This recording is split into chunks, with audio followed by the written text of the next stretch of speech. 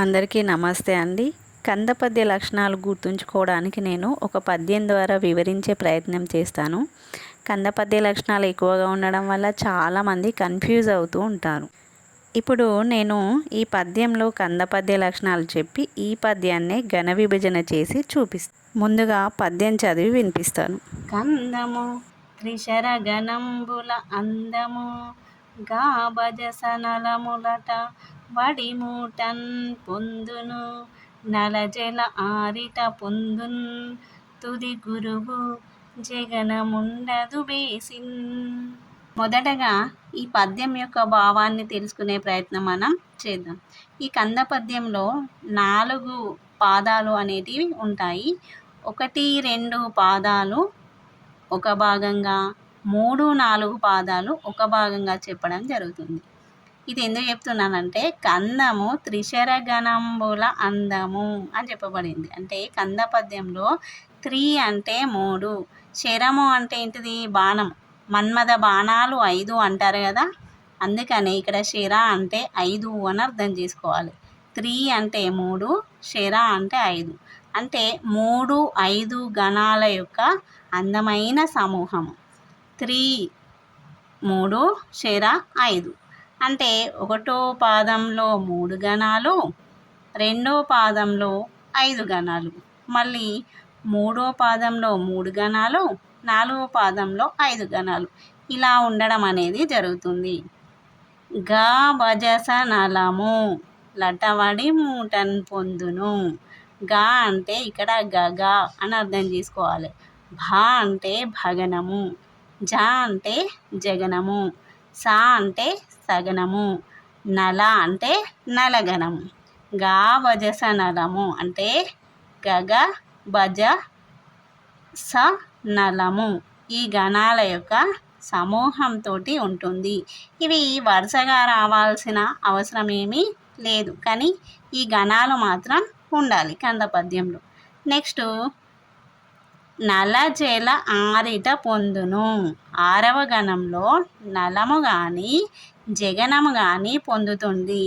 ఇక్కడ నలము జలము అనొద్దండి, నలము జగనము కానీ 6వ గణంలో పొందుతుంది.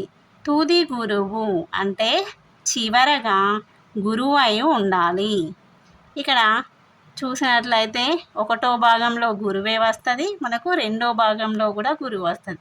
అందుకనే చివరగా గురువు వస్తూనే అది కంద పద్యం అయింది. లేకపోతే ఘన విభజన తప్పుగా చేయవచ్చు, లేకపోతే అది కంద పద్యం అన్నా కాకపోవచ్చు. నెక్స్ట్ జగనం ఉండదు బేసిన్. బేసి గణాలలో జగనం అనేది ఉండకూడదు. బేసి గణాలు అంటే ఏంటివి? బేసి సంఖ్యలైనటువంటి 1వ గణంలో, 3వ గణంలో, 5వ గణంలో, 7వ గణంలో ఈ బేసి సంఖ్యలైన ఈ గణాలలో జగనం అనేది ఉండకూడదు. ఇది ఈ పద్యం ద్వారా ఉన్నటువంటి భావం. ఇప్పుడు మనము ఈ పద్యం ద్వారానే ఘన విభజన చేసి చూద్దాం. ఘన విభజనకు ఏ అక్షరాలు గురువులు అవుతాయి, ఏ అక్షరాలు లఘువులు అవుతాయి అని ముందే తెలుసుకొని ఉండాలి. అలాగైతేనే ఘన విభజన వస్తుంది, లేకపోతే కష్టమవుతుంది. ఇక్కడ కంద పద్యాన్ని ఘన విభజన చేసేటప్పుడు 4 మాత్రలుగా విడదీసి మనం ఘన విభజన చేసుకోవాలి. ఇక్కడ కమ్మ అనేది కాకు 0 ఉంది కాబట్టి ఇది గురువు, దా అనేది లఘువు, ఎలాంటి దీర్ఘం కానీ 0 కానీ పొల్లు అక్షరం కానీ కాదు కాబట్టి ఇది లఘువు. మాకు కొమ్ము ఉంది, దీర్ఘం ఏం లేదు కాబట్టి ఇది కూడా లఘువు. అంటే ఇక్కడ గురువు అంటే 2 మాత్రల కాలం, లఘువు అంటే 1 మాత్ర, లఘువు అంటే 1 మాత్ర, 2, 1, 3, 3, 1, 4 మాత్రలు ఇలా అయ్యాయి అన్నమాట.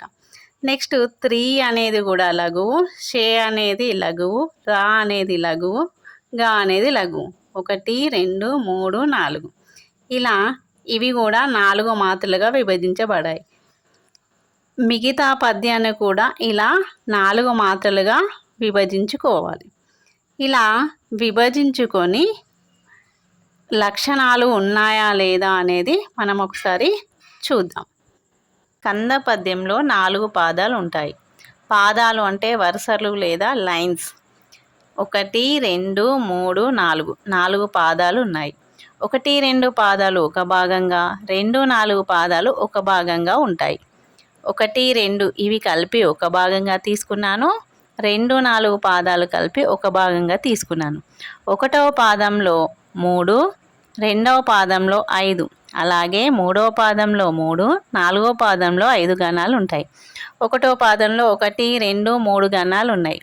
2వ పాదంలో 4 నుండి 8 వరకు అంటే 5 గణాలు ఉన్నాయి. అలాగే 3వ పాదంలో 3 గణాలు, 4వ పాదంలో 5 గణాలు అనేవి ఉన్నాయి. ఈ 8 గణాల్లో గగ, బ, జ, స, నల గణాలలో ఏవైనా రావచ్చు. ఇవి వరుసగా రావాల్సిన అవసరం లేదు. కాకపోతే గగ, బగనము, జగనము, సగనము, నలము ఈ గణాలు మాత్రం రావాలి. ఇక్కడ భా వచ్చింది, నల వచ్చింది, భా, భా, భా, నల, నల, గగ ఈ గణాలు రావడం అనేది జరిగింది. వరుసగా రావాల్సిన అవసరం ఏమీ లేదు. నెక్స్ట్ రెండో భాగంలో కూడా భా, నల, భా, గగ, నల, నల, భా, గగ ఈ గణాలు రావడం అనేది జరిగింది రెండో భాగంలో కూడా. 6వ గణంలో నల, జగనము రావాలి. 6వ గణం ఏంటిది? 1వ భాగంలో నలం వచ్చింది. ఇక్కడ ఏం అడిగాడు? నలం కానీ జగనం కానీ రావాలి అన్నారు.